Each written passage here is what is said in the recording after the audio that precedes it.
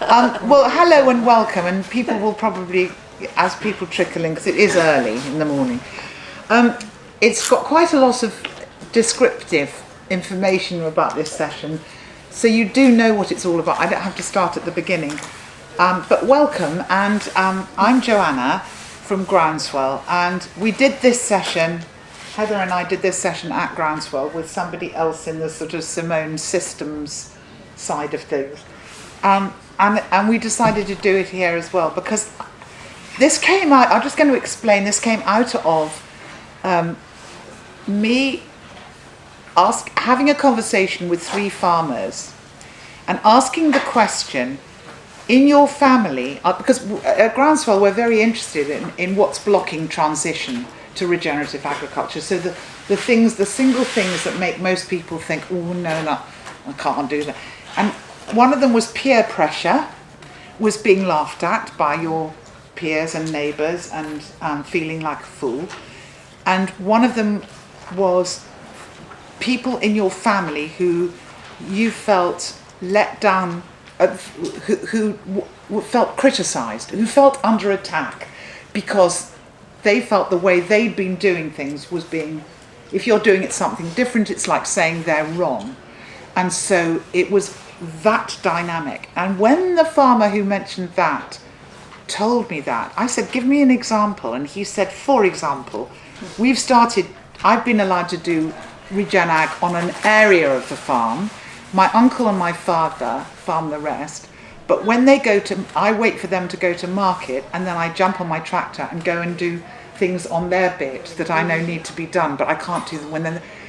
And the other farmer, and he said, I feel awful telling you this, and the other farmer next to him turned round and said, I thought it was just my family.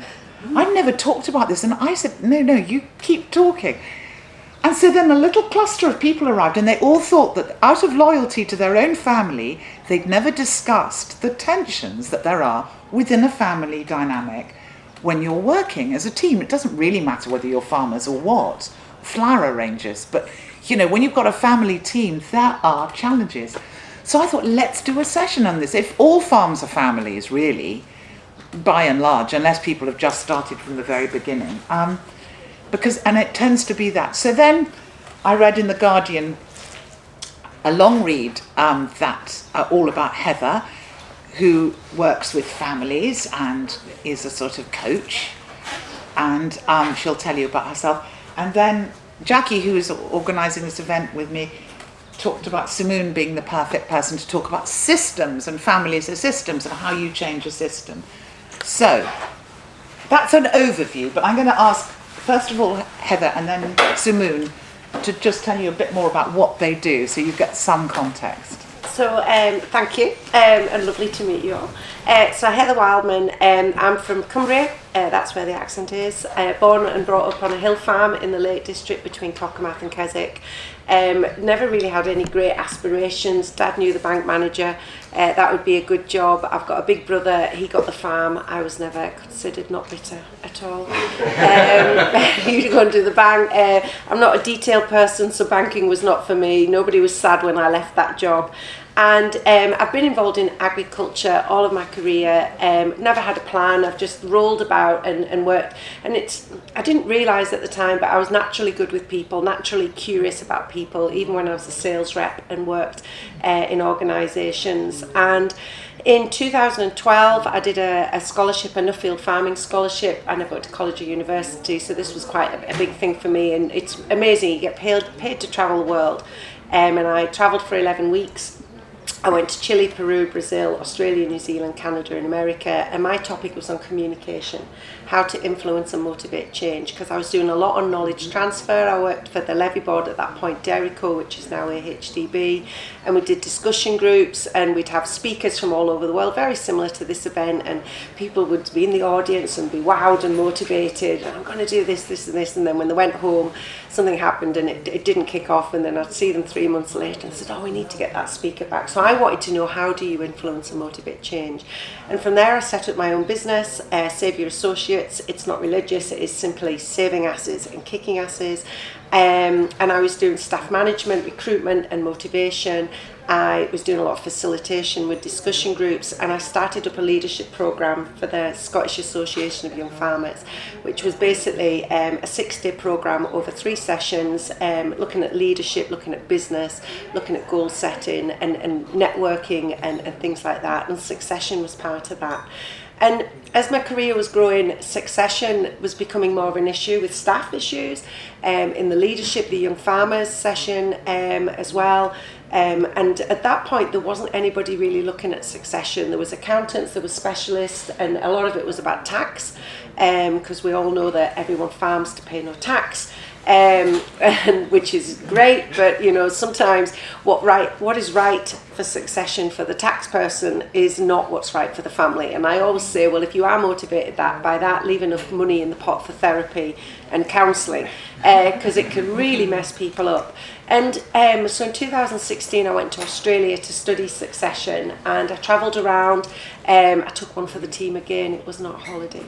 And it was amazing meeting Rabobank. They were doing an awful lot on succession, and the reason I went to Australia was because with the droughts there was a massive boom and bust of people making money but then not holding on to the money, social isolation with the sheer scale of it, and sadly male suicide as well.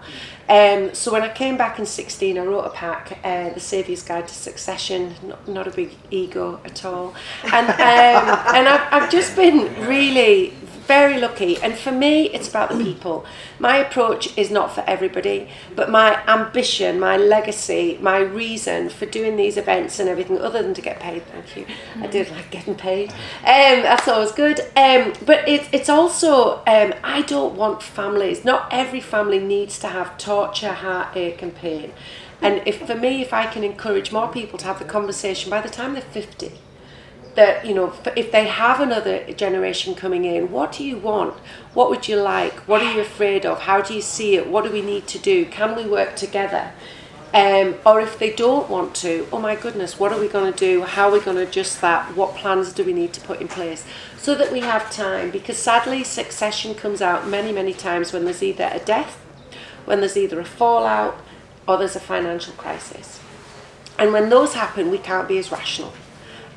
So for me, that's why I really, really want to encourage and enable more people to have the conversation, because we do just hear about the upset, whereas there's many, many people do it beautifully. And it's just a very natural, organic thing. So that's a little bit about me, and I'm quite straight talking, and I get excited. And I love what I'm doing. It's a privilege. Thank you, Heather. And Simoon, talk about the sort of systemic approach and how that kind of can help. Yes. In a family dynamic where you've got emotional aspects to it, right. How the systemic approach helps. Do you have Bob the Builder? Yes. Bob the Builder, yeah. Right. Yeah.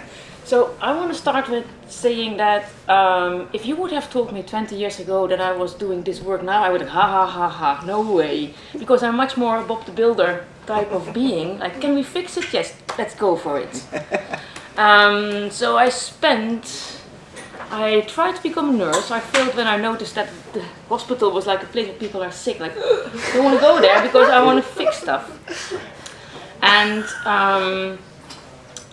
I spent 20 years working for local government on innovation. I was called the innovation manager, looking at it like, how the hell can you manage innovation? I mean, it's like, but the title worked fine. But I was always like, okay, this is a problem, that's the solution, let's go there. And always looking back like, failed again.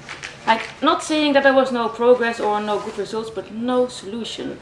So more and more I start to dive in complexity. Things that you cannot think your way out.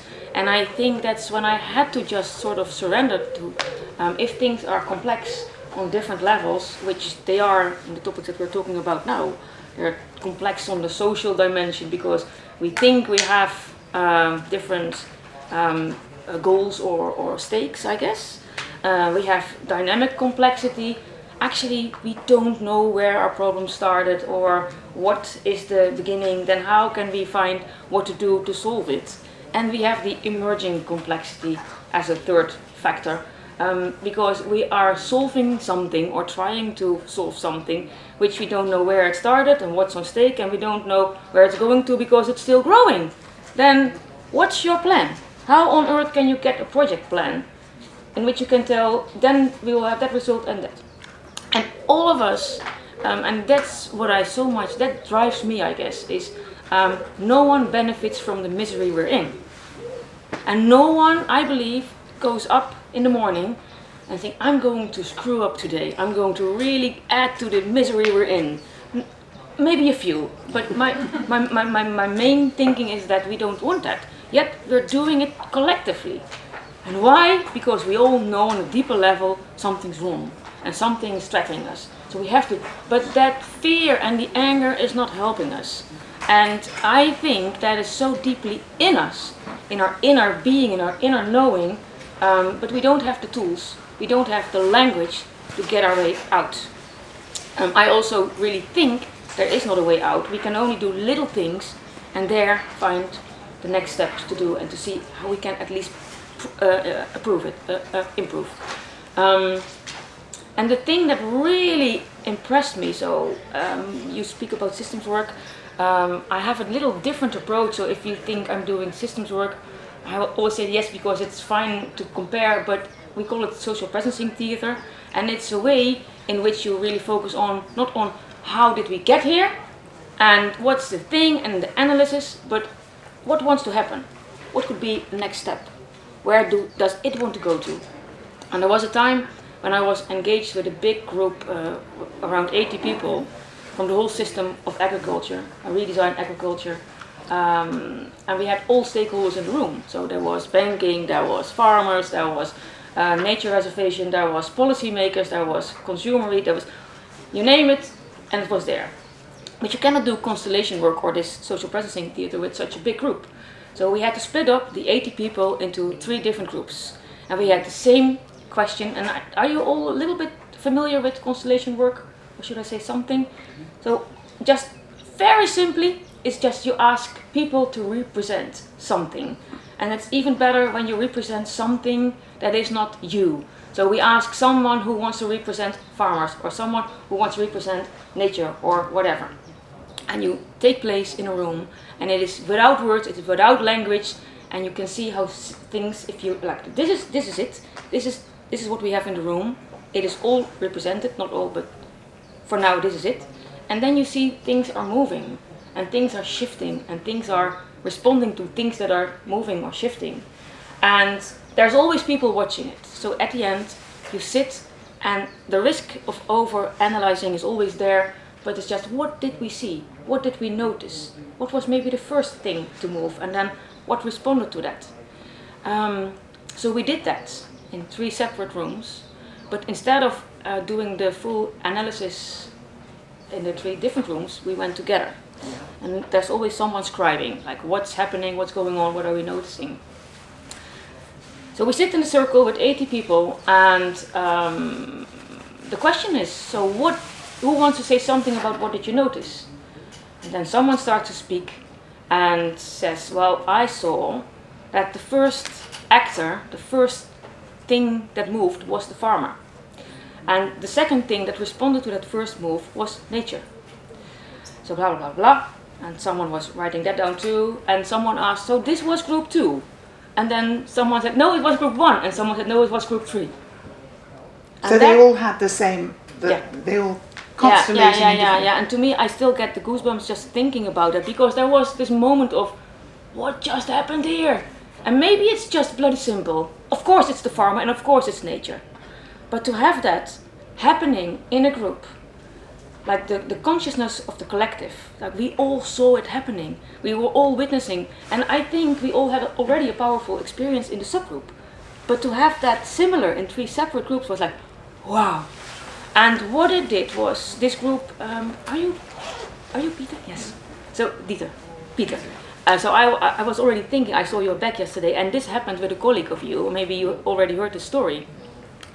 This group is still, up to today, still working together. This is now, I think, 8 years ago. And so we were together for 3 days. It was an innovation lab. We kept on going. But from that moment on, I was just so in love with this approach. And now I will do a quick jump to families, because this is of course the whole system. Yes. What I've noticed the past years, if I look at where farmers were able to have a successful transition in what's needed here, every time we have gatherings with local government telling about new rules or policy, it's always men. There's always men there, and the energy is always the against energy. We don't want this. We have the right to da da da da da. If I zoom out and if I look at where were families really successful in making the transition, and what was the role of the woman, and it's easy because they're not burdened with the whole legacy. They were not the son from the son from the son, but they were also already at schools where they were meeting other women, and they were also already more creative, doing different things at the farm, selling stuff, having a little camping. So they were already, I think, more wired in finding different approaches to survive. And I find it and again, so since this is not something I want to talk about too much, which I'm doing now, I just see that if we can stop the talking and just see how the systems below the words are operating, because it's not in the things you can measure and write down, and here it's in the in-between where things are happening, today, yesterday, tomorrow. That's very So how can we focus on the energy in the in-between, in the relationships, and especially I truly believe that, not saying anything against the man, but if we focus on what women have been growing the past decades because of that survival skill, the different talents, let's use that female capacity more. That's so interesting, because I've never really thought about that, but that is a really interesting point about the fact that one of the things because we've been marginalised as women in our roles, we haven't actually had the problem of the legacy of expectation. Yep. And of the responsibility of feeling I have to carry this because it's my job to be passed on this, which is a very heavy thing to be given in your backpack when you're sort of 70, starting to grow up and thinking, God, one day I've got to do all this, and it's all very serious. And actually at Groundswell down south, where we've always had a huge number, disproportionate to what you'd expect of women there, and I think it just means that most women who do take on farms, it seems to me, have a very open an open ability to be very open about what to do, simply because they haven't got that weight of mustn't drop the ball. It mustn't be on my watch that we drop the ball. It's a wonderful point there. That's really helpful. And what I'd quite like this session to be about, and this is what we did before, is to make it a discussion. Because can you just put your hand up if you're a farmer in the room? Oh, great. So we have got okay. So we've got about sort of half.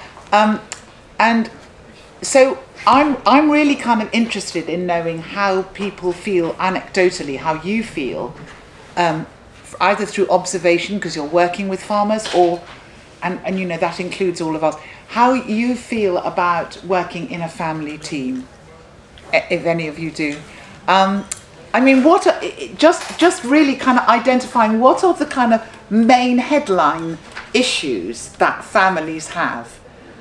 And I'd like to start off by saying, because our Groundswell is a family team, and I find it completely fascinating, because I sometimes zone out from, I'm actually not the family, as it were, because I'm married into the family, and I married the farm. I'm not of the farm. So I can see, I have a different perspective, and I'm very aware of that. But when we started working with the family, I realised that there are going to be, if I have a confrontation with one member of the family and say, no, see, I don't agree with that, that won't work because X, Y, and Z, immediately you can feel an energetic rustle amongst the people who agree. Well, hang on a minute, don't speak to him like that. He might be right, or she's got a point, and see, there is a difference between if we were all just equals around a table and we'd been appointed and we were salary earners and we were all on a committee. There is something qualitatively different about families to teams, and which Heather must notice all the time. So has anybody got any contribution at this stage to identify what those things are, what it is that's qualitatively different? That's my one.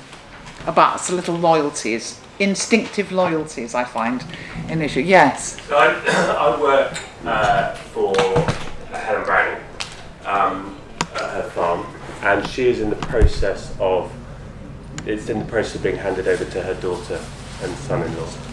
And over the 8 years that I've been working on the farm, that's shifted, and it's been very interesting to see the dynamics during that process. So it's been I think they've done it very sensibly. It's quite a slow process, but it's moved from Helen making all the decisions to, oh well, hang on, now we've got some enterprises, and I do the agroforestry bit for them. So that's quite interesting, because not all of the team are as enthusiastic about it as Helen is. So some of that shift is quite interesting. And again, Helen was someone who took on the farm in her 20s, and her father had the vision and the confidence to do an early succession. So it's it's fascinating. It really is. There is yes, Canada. I work with a number of different groups. So there is family dimension, farmers or estate holders, and there is a huge thing around trust. This is something that I've spent my whole life creating and building up, and who can I trust to pass it on to, and then also the letting go of control is a big deal for all humans. It seems, at least in our society, control is a big deal, and also, as many of you probably know, farmers never die. So so there's this thing of, I'm going to keep going. So I was really interested in what you said about having those conversations by the age of 50 to try to avoid that being done unto unexpectedly. And then also the issue of children not wanting to take it on. And then that raising a whole thing around succession.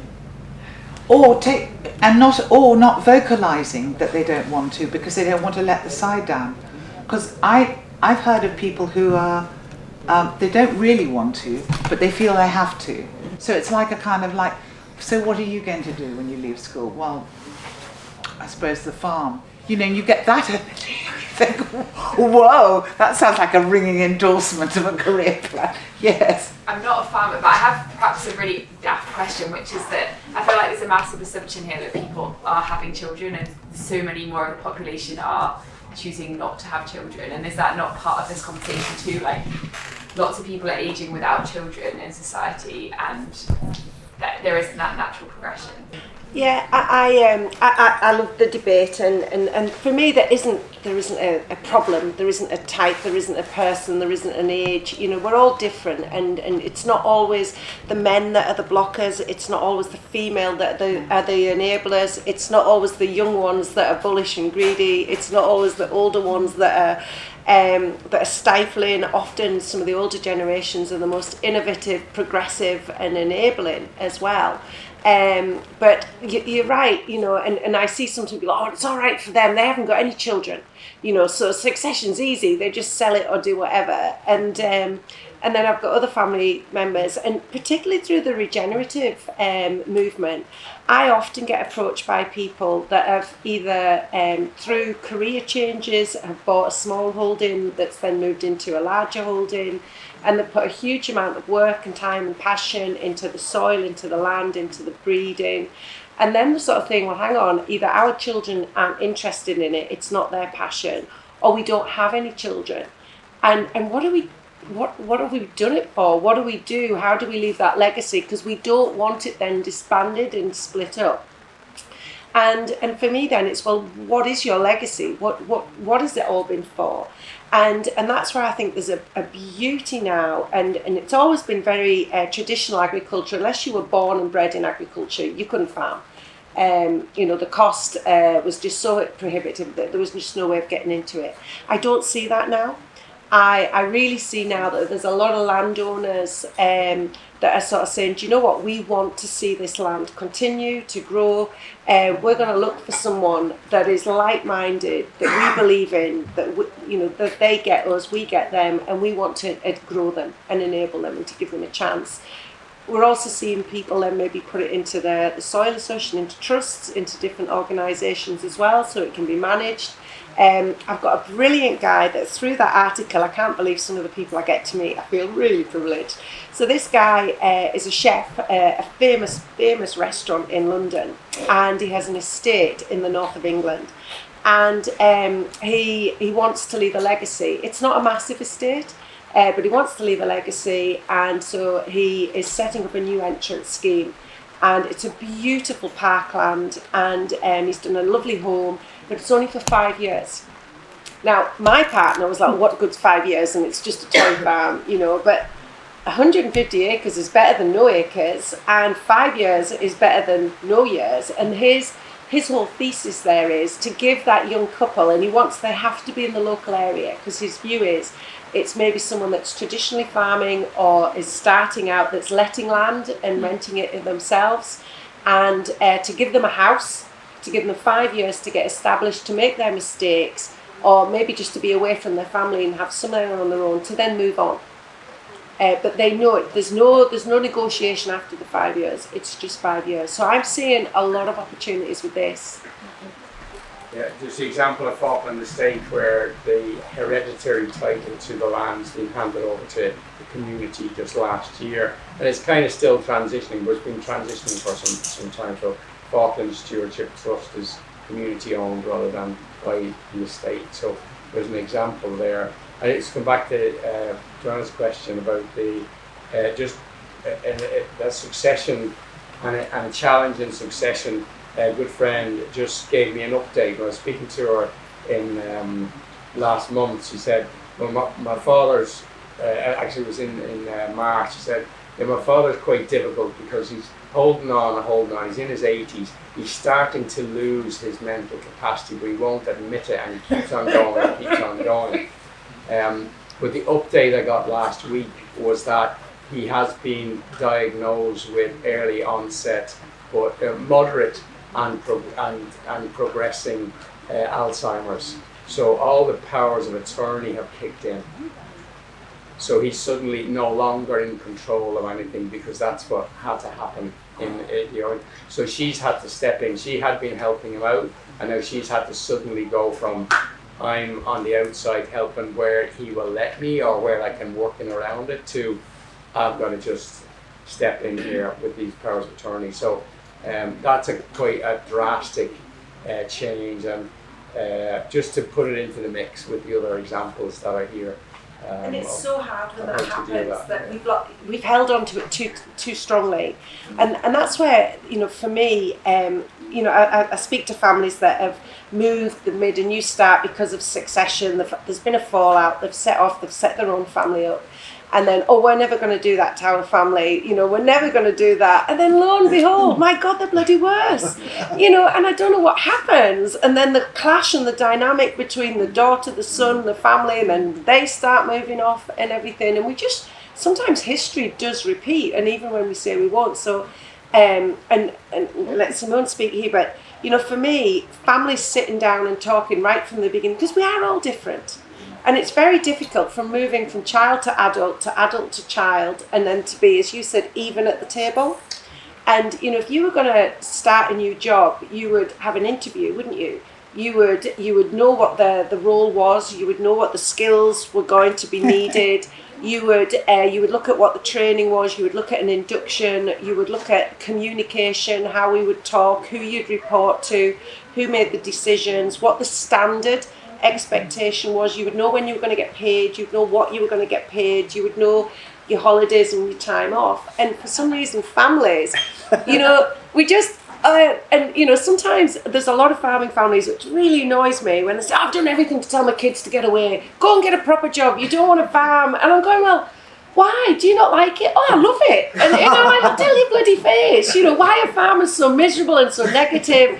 And we wouldn't do anything different. So we actively push people off because we talk about how hard it is, we talk about how difficult it is, we talk about the long hours. It's a bloody choice, it doesn't have to be, and you can make it fun, you can make it enjoyable. But if you love what you do, and tell people, and then we'll have more people coming forward. But these young people, there's often an assumption they don't want to come home. They do want to come home. We've never asked the question. We've never asked, how do you want to work? What hours do you want to work? What are your expectations from the family business? We've just done as we've been told, and we've just worked.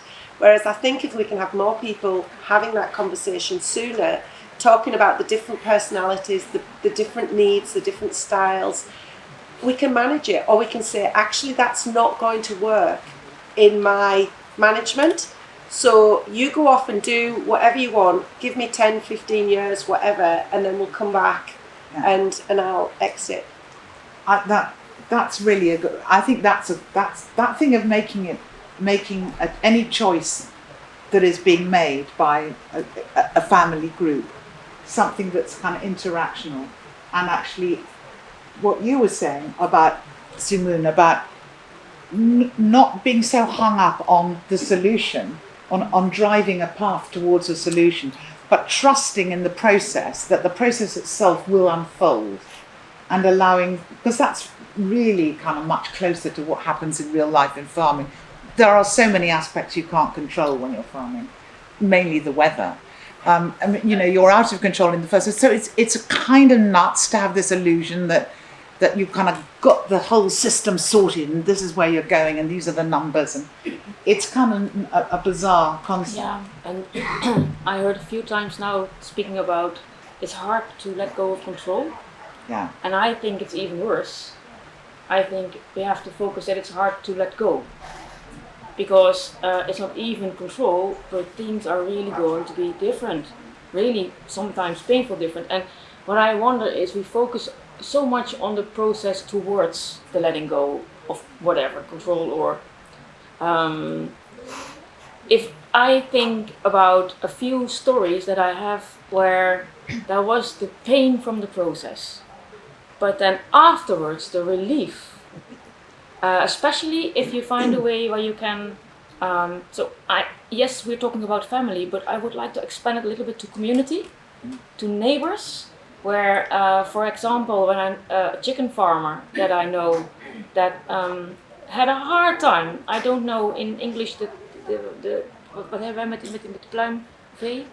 De gekke kip? Nee, wat nou de kippen zo?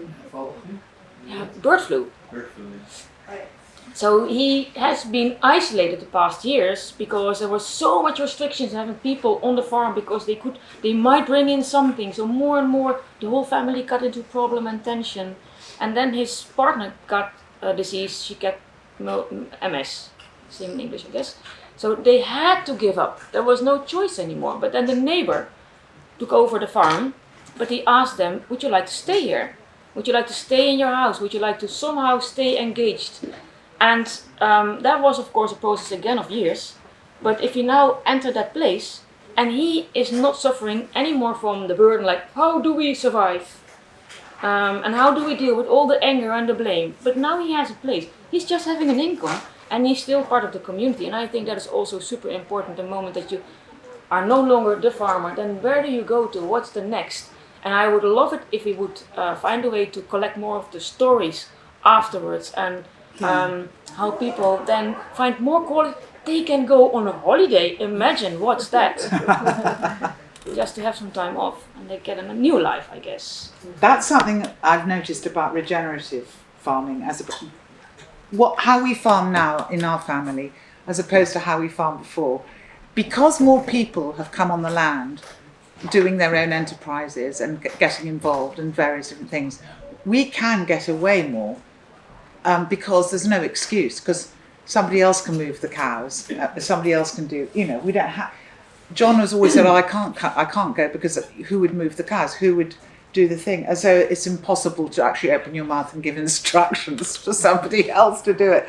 But sometimes when you're so locked into your own way of doing things, it becomes impossible even to to actually use your words and get other people involved. I think you get used to being a sole practitioner very often in your little area, and I think that's another thing that's kind of yes. That just reminds me about identity, because it's not just a job, it's who you are. And when I was working with Guy Singh-Watson transitioning Riverford, and this whole thing, 30 plus years of his life, and that question of what do I do when this is no longer my baby, and it was so much around getting him to think about, what do you want to do? What does life look like after this? Who could you be? How could you continue to expand and grow, and not just identify with this, but it's a big transition of identification.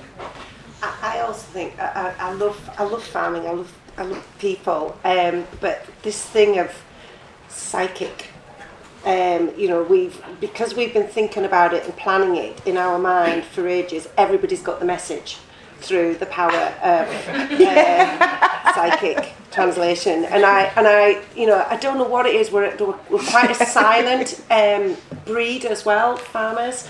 We don't talk, and I said, how do we talk as a family? And generations moved, and people said to me, oh, we talk about everything, Heather. We're so open about it, and I think, right, okay, but we don't do anything. But then I think, well, so let's have a little example. How does communication work in your family when you're moving stock?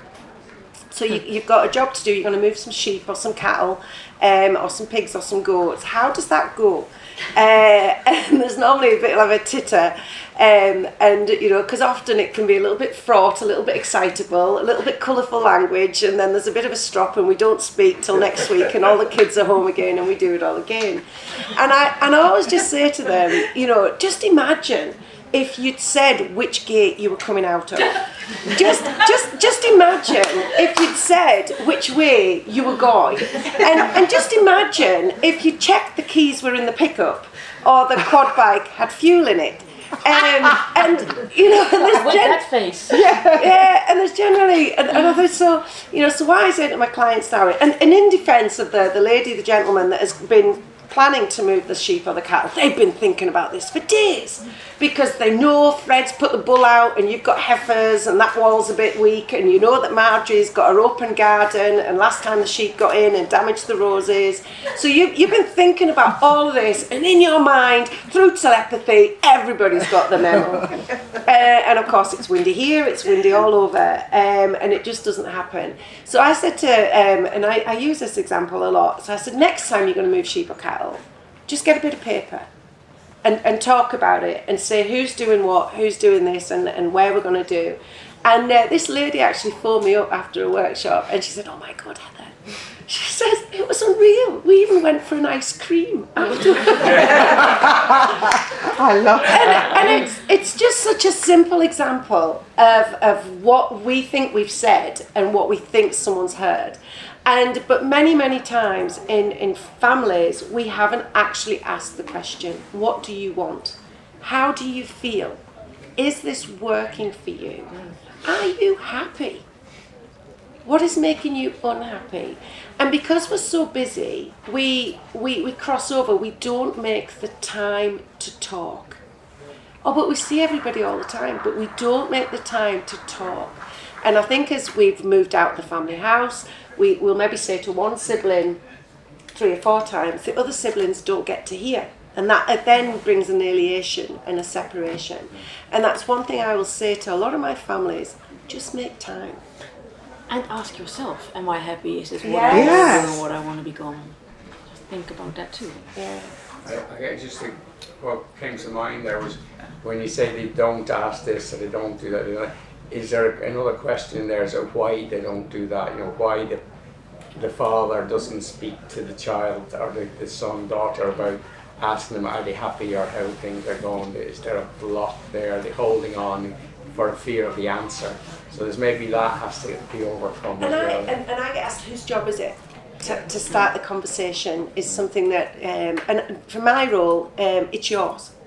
Wherever you are in the family, whether you're the new entrant coming in, whether you're the active generation or whether you're the exiting generation, it is your role. Because often the young farmers don't want to bring it up because they don't want to feel greedy, assuming, pushing, because it does mean someone's going to die. Well, news everybody, we are all going to die at some point, we just don't know when. And you know, but often it won't, the exiting generation don't want to bring it up because they don't want to push and pressure the incoming generation, because we know it's hard, we know it's difficult, we want them to come forward. So it becomes a logjam, and it's that elephant in the room that nobody talks about it. And for me, it's okay. I was just saying in the last one, my mother, Agnes, my partner says, okay, Mrs. Succession, how's succession going in your own family? And if you've met Agnes, you would understand. She, you know, we're a traditional family. You don't ask and you don't assume you're going to get something. If you want it, you go and drive it. So hence why they've no idea what I do or where I am, but I've been so stubborn and independent, and I will not ask for anything now. And I think that's the other thing, is don't assume. You know, succession, so many people think they are entitled to it. It's mine, I should get it. And if we don't get on with the family, we are not liking the way it's working, why are you staying there? Either have the conversation, have the chat, take people with you on the journey. But some people, they just shouldn't work together. We're just so different. Yeah. We're so separate. And, you know, and I see so much unhappiness in families and in businesses. I see businesses locked and not going forward because we've got such different drives and pushes, that instead of the business going that way, we're actually actively destroying it because we're making decisions that are opposed to the other people within the business. Whereas if we could just sit down and sort of say, right, okay, I agree, this is what we want to be doing, instead of this ridiculous battering and outperforming each other, why don't we play to your skills, and really make this work together? And other times they might just say, do you know what, let's split and go off, and that freedom of doing it yourself, that freedom of not having the judging, that self-worth of actually, I started myself and did it, because that can be worth an awful lot as well. Do you think that's an interesting thing? I think I was wondering with Simoon whether you too have this sort of sense that the communication part. I mean, having a person like you or Heather in to facilitate a family meeting must make a huge difference. It must make a huge difference just having one other person there who's not a member of the family, because I think that's part of the problem, is that there are little kind of loyalties and factional groups within a family who will react not according to what they think rationally, but what they feel is owing to that person, you know, their allegiances. And the second, I was just trying to imagine if you were in the room when my family were having a discussion about the purpose of Groundswell, the movement, it would be a lot calmer, because everybody would actually be behaving in a different way. Do people have that, ever set that up in their families, get somebody from the outside in? Yes? Yes. Does it make a difference? Does it make a difference? But I don't think it's obvious to have a Heather in your household. No. I mean, it's not about Heather, but just, I mean, families are closed, like I said, you don't communicate too much. So I say, yes, I see it work, but it does take conditions before you can enter the dynamic. It needs trust and... Yeah. Yes. I have a question, actually, and it's for both of you. And I think that's one of the issues with facilitation or mediation, is sometimes people don't know that it's a profession. You can hire someone to come in and help you for these conversations. So how have people come to you? And how do they find you? How do they find you? And basically, because it's almost like if you don't know the value of having someone in the room, basically being the facilitator or the mediation and kind of asking these questions that people are not asking and getting that conversation going, if they don't know that that's a thing, like how can they get this help? Yeah. And so how have people come to you? Yeah, it's fine. But you remind me of blind spots. So it's always funny to ask yourself, like, what's mine? Like, I don't have one. And I think in every family, you know, the dynamic and the blind spot. So first you have to acknowledge that something is dysfunctional before you're going to look out for help. So what I noticed, so I'm not on the market as a coach or a helper or a whatever you would call that. I just noticed that through my normal work, I get into families and I'm sitting at the kitchen table and it's happening. So I would not know what the language would be to make that a profession, and I'm fine with that because, you know, it's bit by bit and it's enough. Yes, I guess I started completely accidentally with it as well, and I am for hire. I'm looking after my own succession. I guess for me it's word of mouth that goes through, and it's been amazing. The article that Joanna mentioned absolutely happened by accident, and Bella Bathurst wrote a book. It's a very famous book, it's been well read, and she says the two chapters that get brought up time and time again are the day she rode shotgun with a knacker man and went round, like that's not everybody's dream job, and then that she came and did some succession, she sat in a succession workshop, and then the editor of The Guardian wanted to know a bit more about what I did. And as you would understand, it took a wee while to set this up, because when you're in a family meeting, for me, I don't know the family. So when a family asked me to get involved with them, I would generally try to speak to all parties. Because beforehand, because just as Simoon said, that it's really important that everybody gets that they're okay with the facilitator, that independent person, because if anyone feels nervous, unsure, cynical or anything, it's not going to work. And so it took a wee while for that setup to come, but it's amazing. The article, Bella's an amazing journalist and an amazing writer, and she translated what I do better than I ever can, because I just think, I just speak to people and I just listen. I don't think it's anything.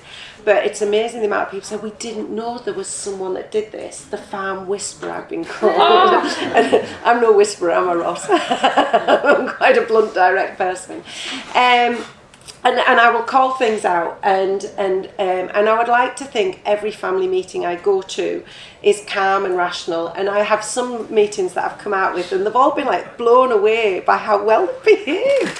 They really can't get over how well they behaved, and I didn't, you got Dad to talk? And once Dad was, he found this stray kitten, and he was notorious for being silent, and this kitten, and we got him talking, and he really, really opened up, and it was going so well till I stood up to go to the loo, and I stood on the bloody kitten. But edit that bit. The kitten was fine.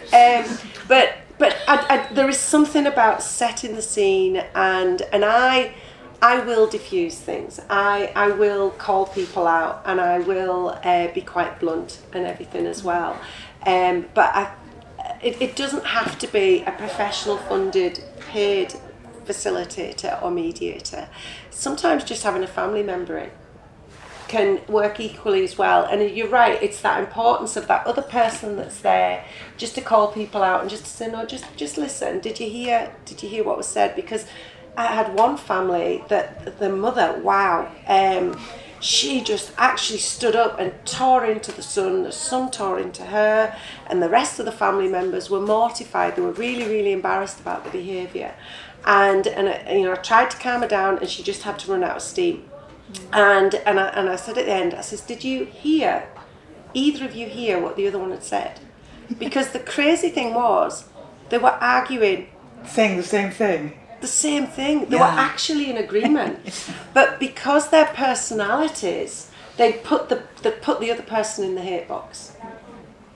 And when you are in the hate box in a family, no matter what is said, you're just gonna. So I think there's, and in Scotland here, if you're in agriculture, it's funded. The farm advisory services, the land management option, you get a fully funded, so often the cost is the prohibitor. Oh, well, you know, the cost of a solicitor, the cost of accountant, the cost of bringing someone in, we can't afford it, it's too much. For me, wow, you know, a couple of £1,000 early on can save your relationships. And once you get into the legal and it's solicitors involved and they're doing the communication, it's soul destroying. Yeah. And it's, so I think it's worth it. I think I'm worth it. I know. I think at the end of the day, one of the things about this that's so interesting is this the sense of loyalty and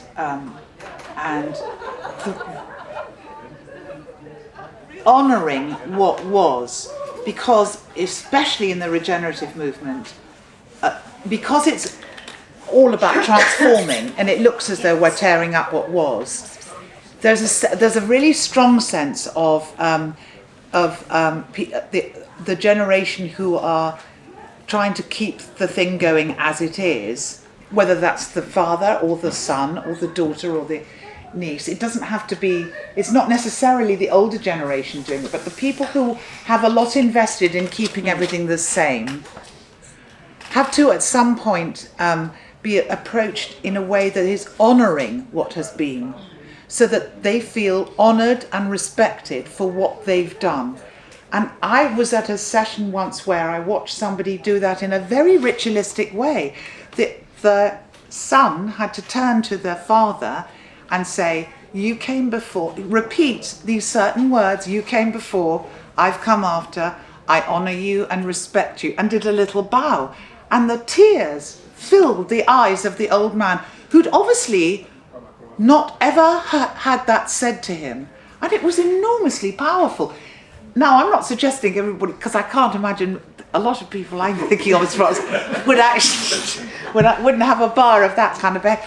But there's something true about that, is that it is important to honour and respect each other and kind of build that into a kind of family discussion and negotiation.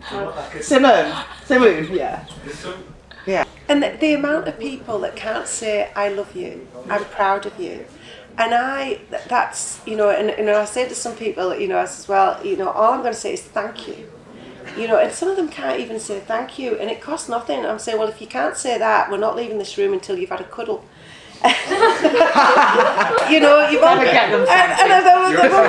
it's like stuck in the throat. It's just like as if you've got to ask them to give them £1 million or something. Yeah. But all you want to say is, "I'm proud of you." And sometimes sorry. Sorry, I was going to say. The power of sorry. I'm really, really sorry that we had this. Sorry, but no, not that kind of sorry. Sorry, but no. Yeah. But I also, instead of in between the bowing and things that are ending, the phrase that's really from the constellation work, something has reached its destination. I really like that, like it's come to a closer. Yes. That it's not the end, failed or whatever. It's Yes. just reached its destination. Yes. So that it's just a kind of acknowledgement that that's actually what's happened, rather than making. Yes.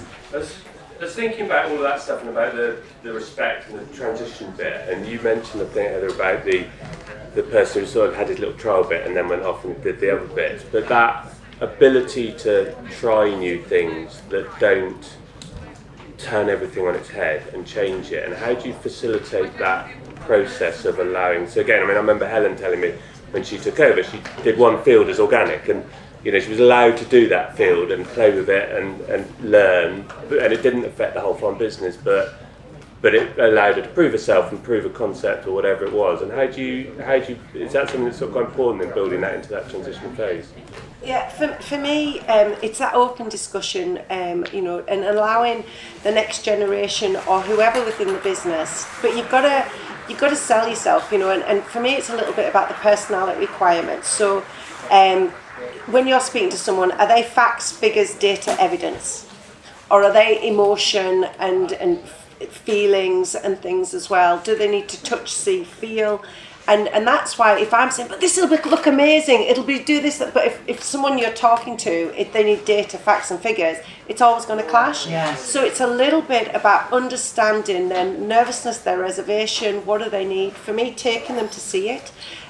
Also the incredible power of having well, such and such is doing it, and you know, this we're so influenced on the network and everything as well. So there's a few different ways, but for me, it's really important as well of actually putting some ownership into it. Well, I believe in this so much, I'm going to buy this. I'm going to, there's often, when a generation makes a suggestion, if they've not put any cost or any risk into it, and also what is your reputation of what you've delivered previously? If the one time you got the checkbook, you went off and did this, and we talk about the trust, there's that lack of thing. So I think if you think, right, well, actually, I believe so much in this, I'm going to match you, and the profit will split, and the risk will split, and it shows a much more mature professional approach as well. But I guess Look, guys, being allowed to do anything. Yeah. I mean, I remember an example of a agronomist telling me this father and son that he'd been advising for 30 years, and they were, 80 and 60, let's say, or 70 and 50. And one day he turned up and the father had died. And he said, right, what do you need? He said, I've no idea. He'd never been allowed to do anything, and he was suddenly in charge of the business. We're sort of coming to the end of the session because I can hear them all To be clapping in other continued rooms. next year. I think so. I'm really hoping that, yes, we have actually gone a bit over. But thank you very much for your presence facilitating the conversation. I've learnt a lot anyway. I've gone home with some strategies to use with my family. I'm going to apologise for the dog terrorising the This is a fragrant one.